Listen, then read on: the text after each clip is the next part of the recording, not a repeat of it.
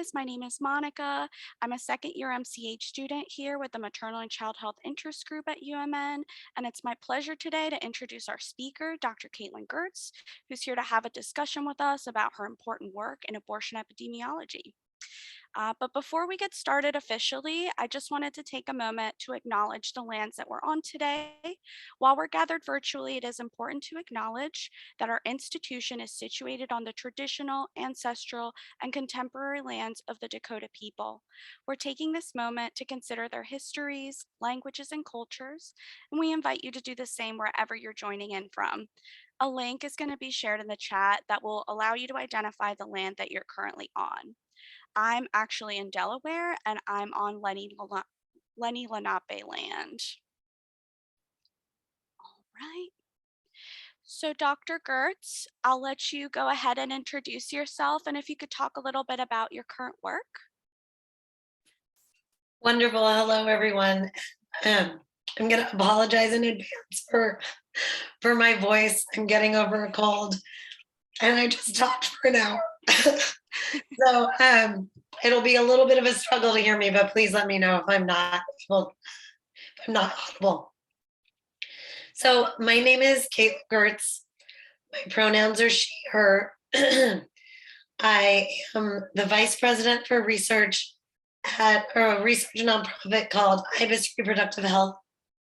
We have offices in Cambridge, Massachusetts, Johannesburg, South Africa, and Oakland, California. And I'm today joining you from Berkeley, California, which is the Ohlone people's land. And I don't have slides for today's presentation, but as we were preparing for this session, I thought it might be worth giving you a brief snapshot of sort of my trajectory, how I got to where I am, and then talk a little bit about some of the current work that I and my colleagues are working on right now around abortion, both in the United States and globally. So as I said, and as is in my bio, I'm an epidemiologist by training. I did my degree at Berkeley, graduated in 2012. Before that, I got a master's in health sciences at the Johns Hopkins Bloomberg School of Public Health. I did my undergrad at Stanford, and between Stanford and Hopkins, I was in the Peace Corps in Ecuador.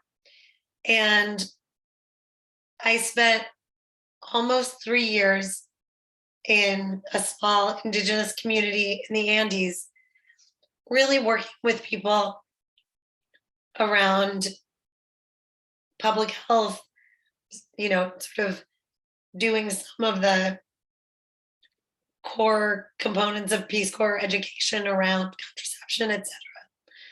But mostly, I learned from the people in my community about challenges to access and what it's like to live in a country where access to reproductive health care is highly restricted. And coming from that experience, I'd always been interested in access to reproductive health care, but it really shaped how I think about the importance of communities coming together to create solutions for themselves. And so throughout my career as an abortion researcher, I have grounded myself in the understanding that communities are the experts in their own health. And researchers, while we may have a set of skills that are useful in creating rigorous and reliable evidence, absolutely have the responsibility to use those data, to use those skills in the service of questions that communities themselves need and want to ask. I have had the enormous privilege of working very closely with groups on the ground in countries around the world who have for decades risked their own safety and freedom to provide information and access to abortion care in contexts where governments have abdicated the responsibility for doing so. These groups often refer to themselves as abortion accompaniment organizations. They provide WHO protocols, information, counseling, and support, and sometimes access to medications for people seeking to self manage abortions in more than 70 countries throughout the world. And in partnership with them, my colleagues at Ibis and I have been fortunate enough to conduct a number of studies around the safety and effectiveness of self managed medication abortion. I'll talk about one study called the SAFE study, which was a prospective non inferiority trial that we conducted in partnership with groups in Argentina, Nigeria, and Indonesia supporting people to self-manage an abortion. We followed them over time to evaluate the safety and effectiveness of the self-managed medication abortions that people were obtaining with support from these groups. We published the data in the Lancet last year and definitively were able to determine that self-managed medication abortion with support from these groups who are non-clinically trained, essentially abortion counselors, was no less effective than medication abortion that people receive in clinic settings. It is a remarkable finding to many, but to our colleagues, it was not surprising at all. They've known this for years. They've been doing this for years. And we were honored that they chose to partner with us to basically document what they have been doing over the past 10 to 15 years and put it forward for the world to see. And I will say in my talk just now, I was discussing some of the recent changes to the WHO guidelines around abortion care. And the change that recently occurred, where the WHO now fully endorses the self-management of medication abortion. So that means someone can obtain abortion pills and manage the entire process on their own without clinical support. That change would never have happened without the work of these groups who have been doing this work for decades, have known that it was safe and effective for decades, but finally were able to put that into a rigorous evidence-based format that the WHO can recognize in their process for evaluating the safety and effectiveness of different interventions. So I highlight that as one example of a kind of research study that is absolutely community driven, that the research questions were brought to us and we were able to use the skills that we have to support community groups answering questions that they needed answered in a specific way. And as I think about the state of abortion access in the United States, I think that that kind of research and research partnership is going to be so much more critical. And in fact, perhaps the only role that research can play. For so long, essentially since the Roe decision, research has documented the safety and effectiveness of abortion and has documented the harms of abortion restrictions, in essence, as a tool for the courts, for our legal allies to be able to take the data, present it in court, and hopefully uphold the right to abortion on evidence-based grounds. Now that we have a Supreme Court decision that flies in the face of evidence, it is no longer up to the courts. I'm not saying that there's not a legal strategy. There is, but it's a long one. And it may take another 50 years. What I'm saying is there are interventions and approaches that communities and providers and activists are already trying right now. And what they need is the support of the public health community to understand that those are valid and important potential solutions. And our role, I think, as researchers now, is to form the kinds of partnerships that are truly equitable, where we understand expertise as what it is, expertise in your own community's lived experience, and we bring our respective skills to the table to try to help to create a better world. I'm going to stop talking because I'm about to lose my voice. I'm going to open it up for some questions and happy to talk a little bit more about other studies. Well, thank you, Dr. Gerdts, for braving your cold to be with us today.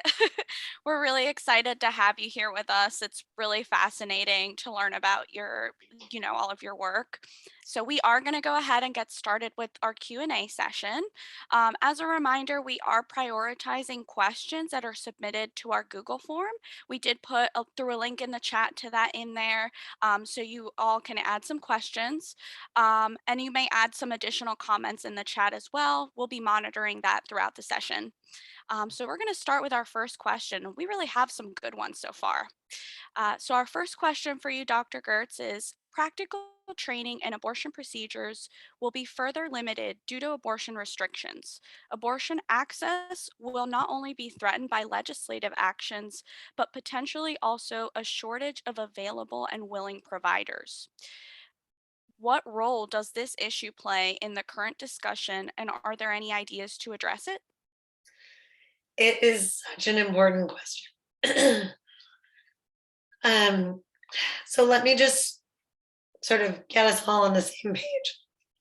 I think what this question is referring to is that essentially in states where abortion is banned, the training of abortion providers, future abortion providers, is also stopped. So that means in what's a good example? A medical school like Tulane or the University of Indiana or the University of Texas at Austin, real critical training institutions, medical training institutions, are now no longer able to offer abortion training to people in medical school, in nursing school. And that will absolutely devastate the ability of practitioners to learn critical skills to care for their patients. Now, some of these schools will be able to continue to offer training in things like miscarriage management, which in essence are the same procedures that you use for abortion. I think there will be some legal fights over that. For specialized trainees, they will potentially still get trained in the methods, but they won't have the same kind of practice because they can't perform in their state. They can't do their job. Uh, there are other strategies that are being considered, including, there are many people who choose to do rotations throughout their medical training. You can do a rotation in a different state. So there are ways in which people might be able to access training out of state. But I think I also just want to call attention to, well, a couple of things. First, a medical system that does not train its trainees in all of the procedures that they will need to care for patients is a medical system in collapse. And we cannot forget that that is what's happening as we think about the many downstream impacts. It's also really important to remember that, even while um, people who go to school in states where abortion is banned may practice medicine in states where abortion is legal. So the training that they receive may not be sufficient for them to practice medicine in the states where they might eventually practice medicine. So there is just an enormous gap. And I will say, the group, the Society for Family Planning, which is the group that holds the fellowship for abortion and family planning, is absolutely thinking about this. It is absolutely a piece of what the reproductive health movement is thinking about in this moment. But as I said in my talk earlier, there is no substitute for the comprehensive medical system being able to address all of the needs, including medical training, that people have.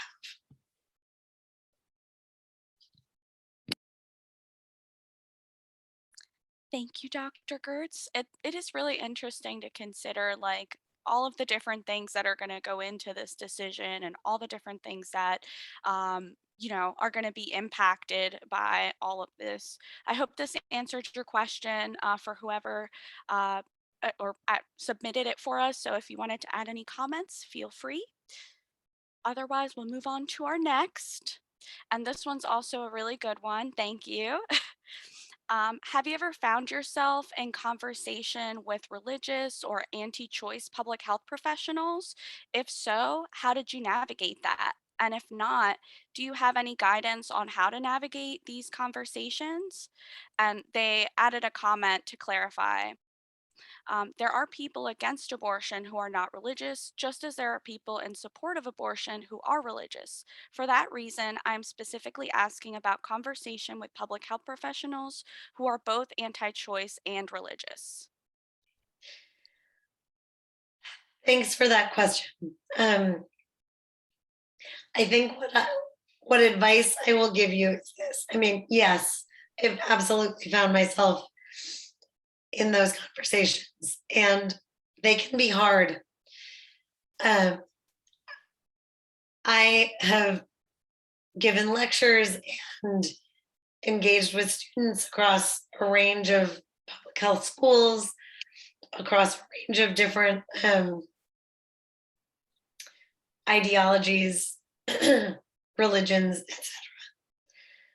And something that I find to be important for myself as I enter any conversation about abortion is to ground myself in my professional expertise. Abortion is a public health issue.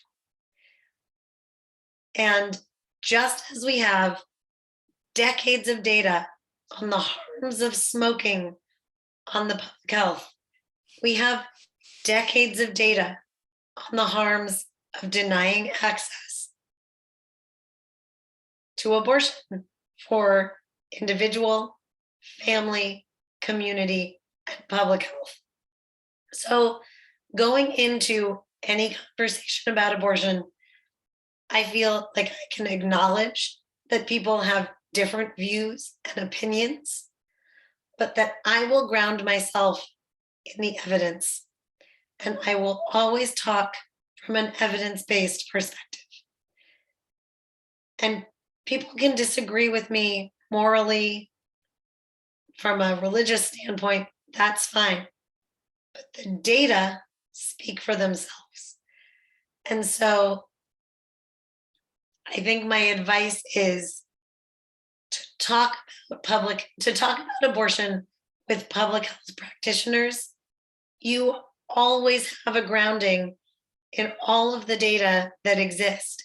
And I call on all of you, as I did in my presentation, to familiarize yourself with the evidence, know and understand the turnaway study, look at all of the data, the evidence that we have on self-managed medication abortion, be able to be fluent and conversant in the public health advantages of abortion access and the public health harms of denying abortion access.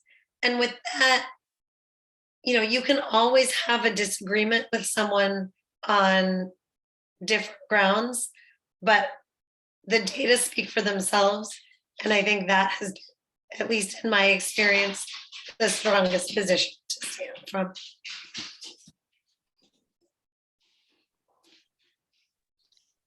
So I honestly, I can't imagine having those discussions. It's really hard to even consider when it's such a sensitive subject for some people. And I think I definitely agree with Dr. Gertz in that it's very important to remember first and foremost that we have the evidence behind us to say why this is a public health imperative and why we should care about that in maybe a different way than we might have thought before.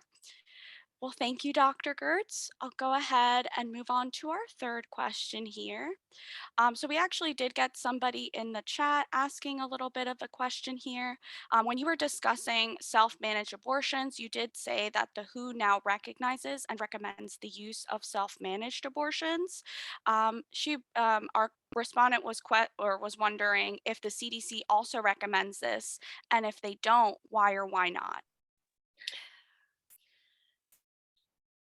So the short answer is they absolutely do not. And it's really interesting because there's only one country in the world where abortion does not exist in the criminal code, and that's Canada. So in Canada, abortion is a part of healthcare. You cannot be criminalized for anything related to abortion. But in every other country in the world, and that includes countries where abortion is legally available and abortion access is very good, there is still some component of abortion in the criminal code. So you could face criminal consequences if you had an abortion outside of the legal system. And the United States is absolutely one of those countries. Of course, we now no longer have a constitutional right to abortion. But even so, in states, even in blue states like California, there is still an element of the criminal code that could criminalize somebody who's self-managed an abortion. I think, should I speculate on the reason why? I mean, all of these laws are sort of based in puritanical Christian holdovers. You look at like the abortion law in England, it's essentially the same as it was, or at least the criminal piece of it, as it was in the 1700s. The United States is also a country that really relies on the FDA and the sort of medical, the medical regulatory infrastructure. And so there are very clear guidelines for who can perform abortions, kinds of abortions different kinds of providers can perform. Medication abortion, as I said in my talk, is only is only uh, registered by the FDA for use up to 10 weeks. Now, because there is a preponderance of evidence that medications can be used for abortion throughout pregnancy, off-label use, so the use of medications for abortion later in pregnancy, is absolutely legal and can happen in the United States. It's just not very common. Honestly, because the way that the FDA has regulated medication abortion still requires providers essentially to sign up on a list and be a registered provider of medication abortion, which you can imagine in some places is not something that different providers are interested in, being on a sort of publicly identifiable list of abortion providers. So because of the FDA regulations and the medical boards that regulate who is able to perform abortions and why, it's not as simple as the CDC endorsing the WHO recommendation for self-managed abortion. Self-managed abortion right now is not a part of the legal and medical abortion infrastructure. There's a lot of work right now, especially coming out of a group at UCSF called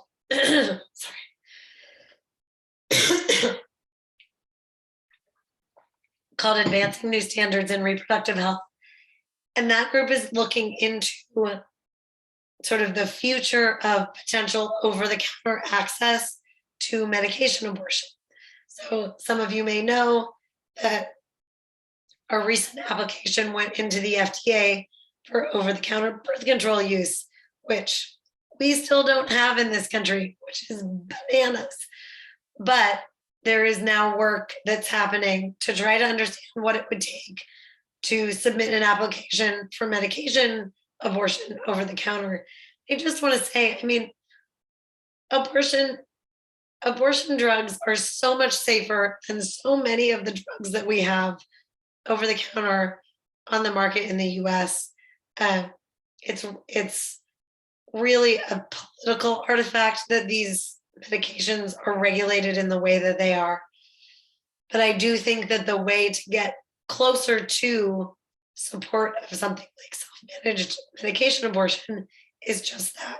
It's over-the-counter access, which we're working on. Of course, that doesn't help in contexts, in states where abortion is legally restricted for access in those states. But it could really help if somebody could cross a state line and get over-the-counter access and have an abortion. Right. Thank you, Dr. Gerdts.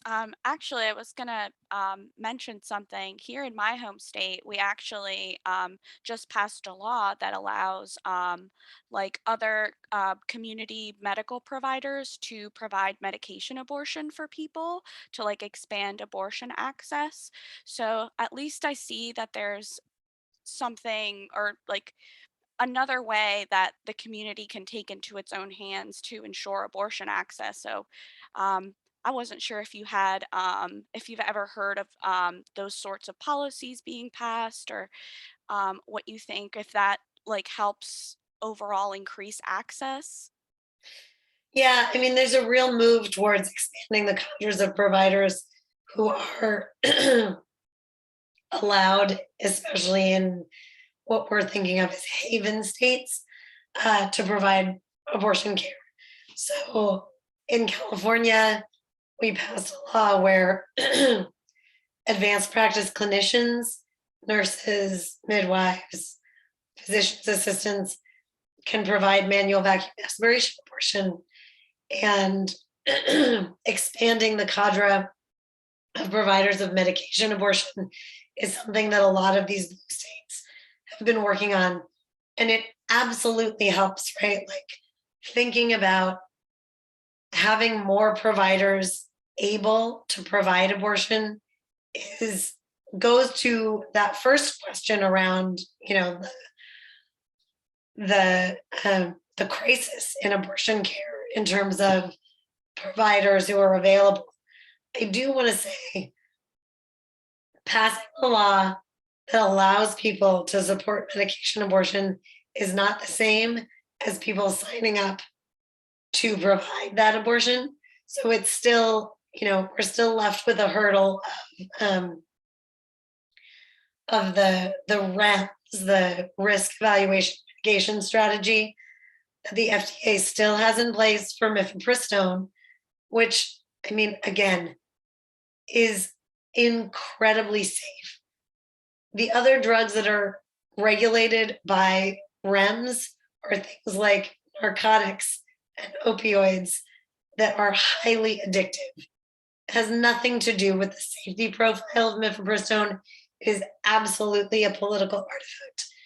However, I also want to say much of our evidence from self-managed abortion suggests that misoprostol alone is actually potentially as effective as mifepristone in combination with misoprostol. Now, misoprostol alone is not registered as an abortion product on its own in the United States. Again, it sort of doesn't matter because providers can prescribe off-label. So one strategy that is definitely something the field is considering is how to expand access to providers who are willing to provide medication abortion, don't want to be on the list of medication abortion providers, but could potentially write a prescription for misoprostol. And, there are differences in the abortion experience between a misoprostol abortion and a mifepristone plus misoprostol abortion. But our experience with self-managed abortion in other contexts is that if people feel prepared and know what to expect, it is just as effective and people feel satisfied with the process. So there are some interesting, innovative, and creative strategies, but I do want to say it's not quite as simple as passing a law and all of a sudden having a whole bunch more providers available. And then, of course, if you live in a state where abortion is banned, it doesn't matter. Yeah, I guess there's a lot to think about. And, this was like a federal decision coming down from the Supreme Court, but there's also lots of little laws on the books in state constitutions and other things that I'm sure are going to be a challenge coming up. Well, thank you so much, Dr. Gertz. We'll go ahead and move on to our next question here. So how do you think like we as abortion or I'm sorry, us as public health professionals can depolarize the abortion conversation since it is a very politically charged topic? It is. And I think the best thing that you can do, and I just so encourage all of you to do this, is talk about abortion. Talk about it. Talk about it in your public health classes. Talk about it when you're talking to your friends and your family. Say the word abortion. Talk about it as a critical public health issue. Make sure that you know the data. And so, if somebody has a question for you as a public health practitioner about abortion, that you can answer it as well as you could answer, a question about COVID or a question about smoking.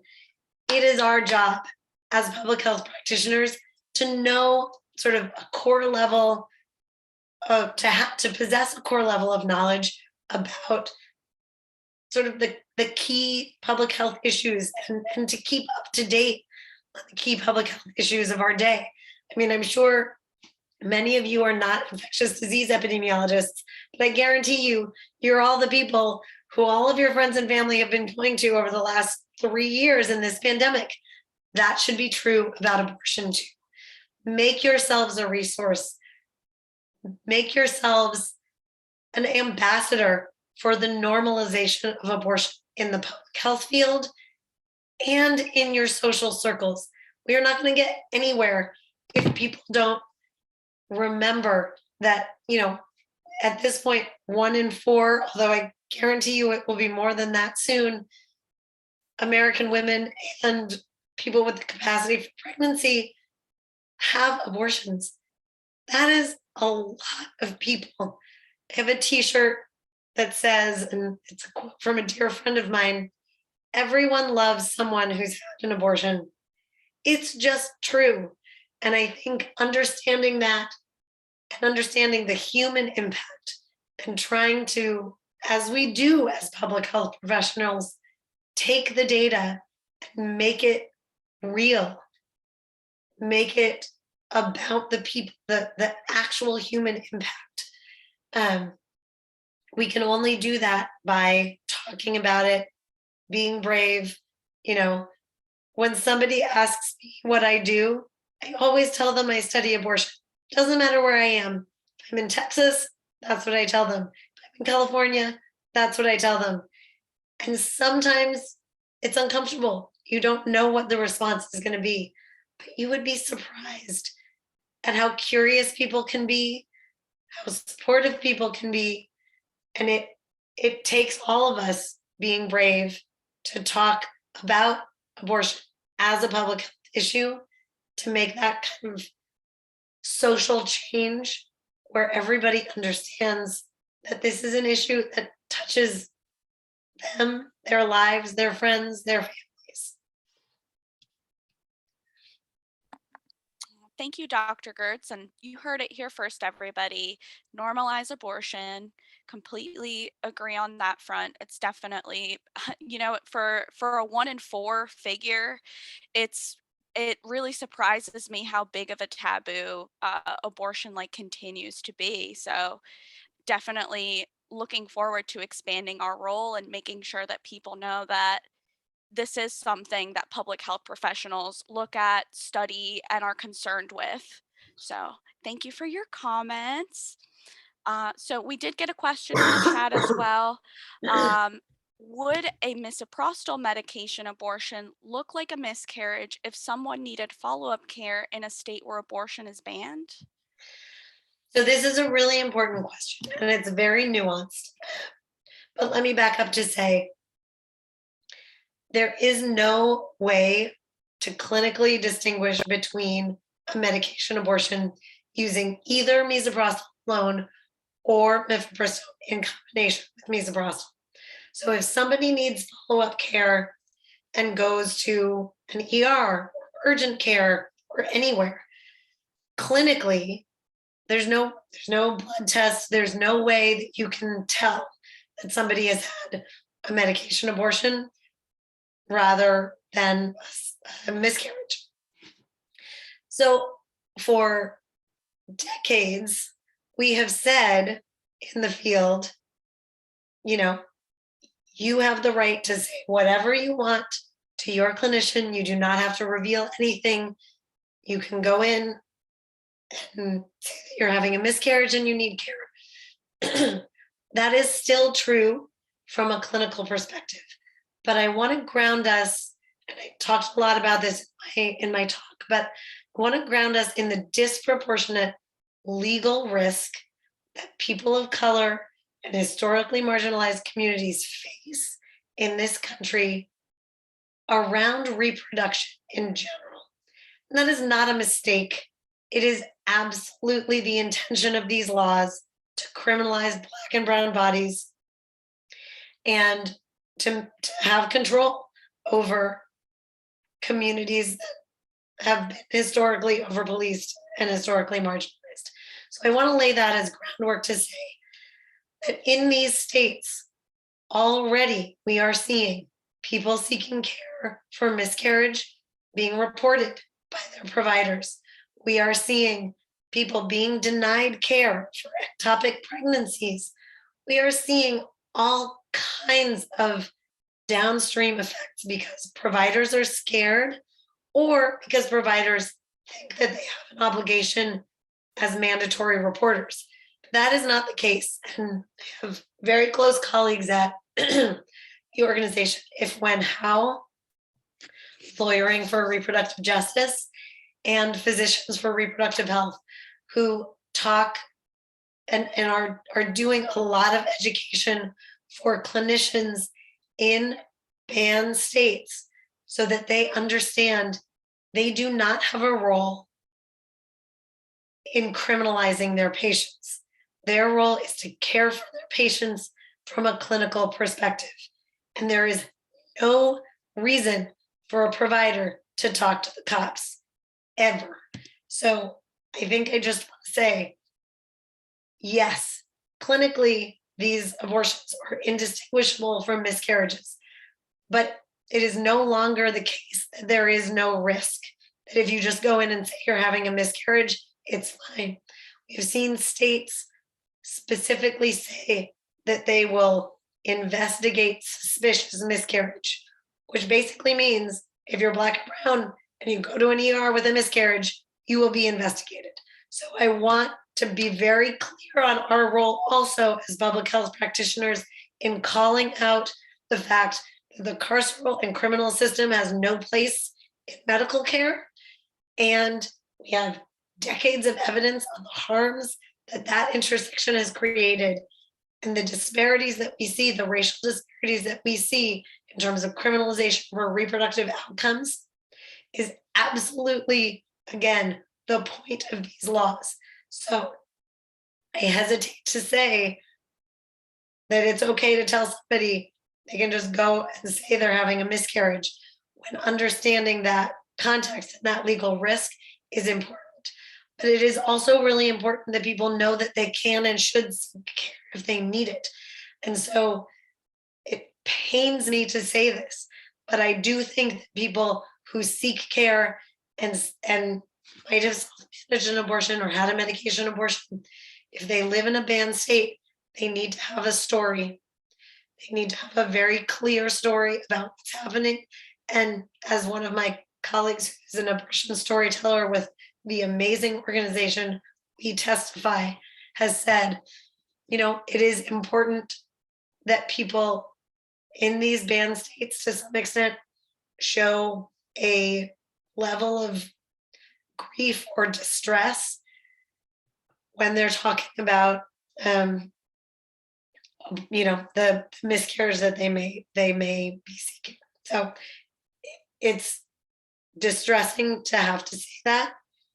It should not be that way. But as we think about what the legal risk is for people who are seeking care, I think that's where we are. And we did also get a follow-up question here from Mackenzie. Can you talk about the period pills movement where patients can take mifepristol or misoprostol to bring back a missed period without first taking a pregnancy test? I saw this question in the chat during my presentation and didn't get to respond to it. And I think some people may have listened to the recent episode of Invisibilia that's called A Little Bit Pregnant. It's a really interesting episode. I recommend it. And what this question is referring to is some research that colleagues of mine have conducted around something that they're referring to as the period pill or the missed period pill. And essentially, it's the idea of menstrual regulation, which is not new. It's something that has happened all over the world for a very, very long time. And in essence, it is people want to have their periods on time and they figure out a way to have their periods. So what this looks like in practice is somebody might go to their primary care provider or, you know, their OB-GYN and say, I'd like to have my period. And that provider, without assessing pregnancy, so nobody takes a pregnancy test, gives them period pills, which are literally abortion pills. So this has been studied with mifepristone and misoprostol together. Um, there's less data on misoprostol alone, super early in pregnancy, but it's essentially a way of obtaining abortion medications without confirming that someone is pregnant. And I think there are a number of ways to think about this question. I mean, I just went on a 5-minute rampage about how important it is to normalize abortion, to talk about abortion, and to make sure that people have abortion access when they need it. I am firmly in that camp. And so I think that there is a way in which the period pill movement, you know, of sort of skirts that issue and skirts the question of the importance of normalization. I also think that for some people, it's an important way to take control where the state has tried to take control from them. And so, if there's a way that you could not know whether you were pregnant or not confirm it, and just bring back your period, I think there's something very interesting there. And there's something potentially empowering, especially in a context where the state is trying to wrest control of reproductive autonomy away from its citizens. I I think anyone in the field would say it's a really interesting strategy and it will get legislated just as abortion drugs are legislated. But I think as we think about what I hope in 50 years will be a broader, more equitable, more comprehensive landscape of abortion access, everyone should be able to be unpregnant when they want to be unpregnant, however that works for them. And so, in my vision of just an equitable future, you could get pills over the counter. You could never see a medical professional. You could order them online, do whatever in your home. You could, and I want to be very clear, medication abortion is not a silver bullet. People need care later in pregnancy. For many people, medication abortion is not an option. They might live at home with someone who opposes abortion.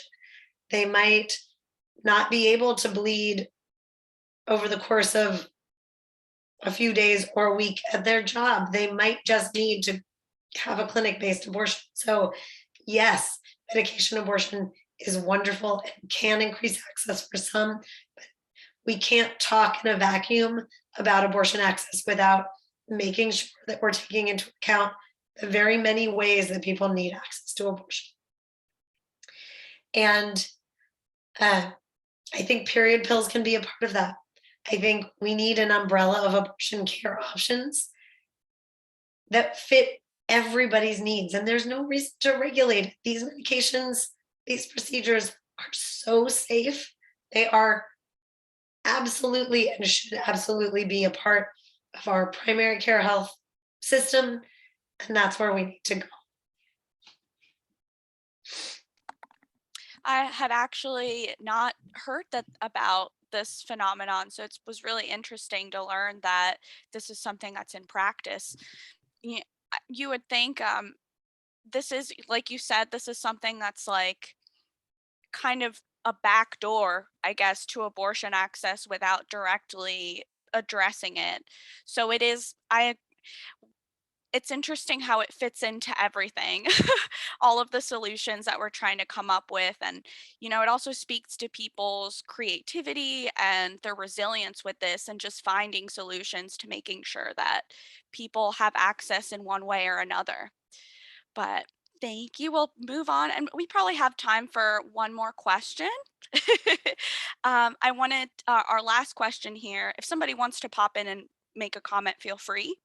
But what brings you hope in this post-Roe world? What are some, we've talked a lot about all of the different effects, all of the different unfortunately negative things happening as a result of this decision. Is there any work or anything that brings you hope in this? Thanks for taking us there. I think it's hard, you know. This is a really hard moment. I think it is easy to feel despairing. I do very often, but there are two things that do bring me hope. The first is the work of our colleagues around the globe who for decades have been ensuring that people have access to safe abortion, even in contexts that are more restrictive than ours, where people can't travel to a clinic. And the only option is a self managed medication abortion with support from these accompaniment groups or, carrying your pregnancy to term.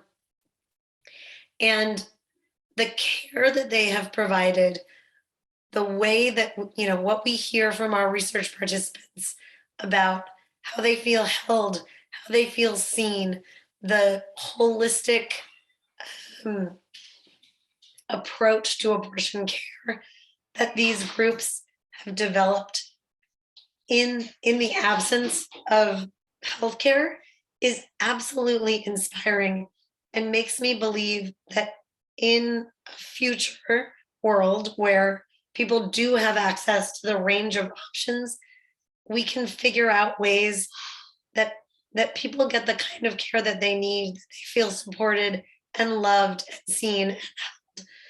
So that's one thing that gives me hope. And the other thing that gives me hope and inspiration is really the work of our reproductive justice colleagues who are grounding themselves squarely in a reproductive justice framework, in an abolitionist framework, thinking about intersectionality. I mean, it is absolutely not by accident that we are seeing a range of anti-trans laws intersecting with anti-abortion laws. This is the point. Control over reproduction and bodily autonomy is the point of these laws. But when you think about abolition framework, reproductive justice framework, bringing social justice movements together to create the power for radical change and to create a future where it's not just abortion access, it is access to healthcare, to housing, to food, to voting rights, to immigration rights for everyone, all at the same time to make our communities safe, secure, and supported. It is a long fight, but the Black women who created the reproductive justice framework have been fighting that fight for so long. The overturning of Roe, to some extent, for so many communities, didn't matter because access to care was so constrained anyway. And so this fight is critical, and it is the only way that we will get to an intersectional, equitable future that is grounded in reproductive justice. And that work, the work of colleagues at reproductive justice organizations all over the country, all over the world, is truly what brings me inspiration. I learn from them every day. And I am hopeful. I am hopeful that by bringing all of these movements together, we create the power that we need to make the kind of change that's not reform. It's truly a paradigm shift that grounds us in a different kind of framework. I think it's very brave to, imagine beyond what systems are already in place, to think of an alternative that is inclusive to everybody as it pertains to abortion. And like you said, as it pertains to access to all medical care in general. And I would agree with you, Dr. Gertz. I find a lot of comfort in reading, work that I feel is groundbreaking, work that I feel is really doing something to address these inequities that continue to expand. And, especially now as it pertains to abortion, um, when you think about it geographically, when you think about it racially, in all senses. So, I'm very glad that we ended on that note too. It's very nice to, come together and, not only discuss like the state of things, but also like what we can do and step up to do for, yeah, in the fight for reproductive justice. So, thank you so much. To be mindful of everyone's time, we're getting close to 12. So I'll start closing us out here. First, I just wanted to share.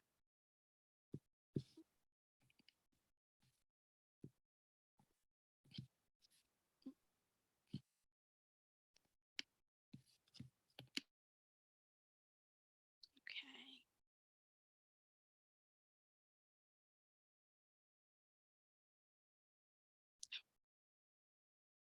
there it is. Sorry.